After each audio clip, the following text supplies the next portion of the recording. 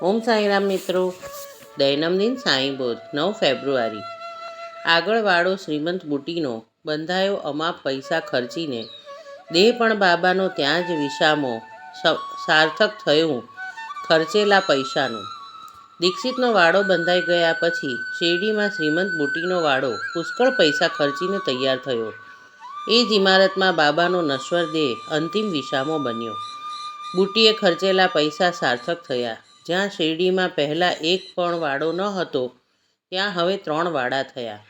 બુટીના વાડાનું બીજું પણ એક મહત્ત્વ છે કે જ્યાં આ જે સ્થળે વાડો બંધાયો તે પૂર્વે બાબાએ પોતાના હાથે ઉછેરેલા ફૂલ છોડ ઝાડોનો બગીચો હતો. વામન તાત્યા પાણીના ઘડા લાવતા અને શ્રી સાંઈ સમર્થ સ્વહસ્તે ત્યાં પાણી છાંટીને તે ઉજ્જડ જમીનમાં બાગનું સર્જન કર્યું હતું. ત્યાર પછી બાબા શેરડીમાંથી અદૃશ્ય થઈ ગયા અને આગળ જતાં ઔરંગાબાદ ચાંદ પાટીલની સાથે તેમના ઘરમાં લગ્ન પ્રસંગે જાન સાથે શેરડીમાં પાછા આવ્યા. આગળ દેવીદાસ, જાનકીદાસ અને ગંગાગીર સાથે મુલાકાત થઈ અને તે ત્રિપુટી શેરડીમાં એકત્રિત થઈ.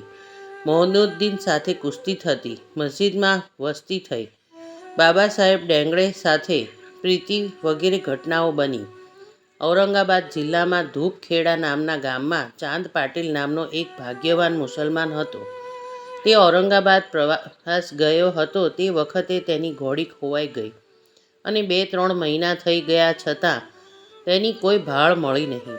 તેથી ઘોડી કાયમ માટે ખોવાઈ ગઈ છે એવું સમજીને પાટીલ મનમાં ને મનમાં ખૂબ દુઃખી થઈ ગયા હતા.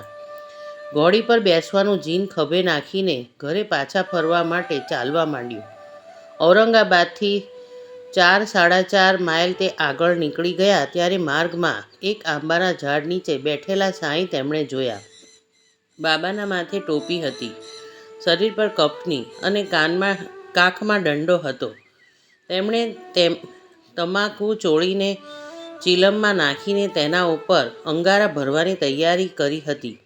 તે વખતે ત્યાં જ એક આશ્ચર્યજનક ઘટના બની.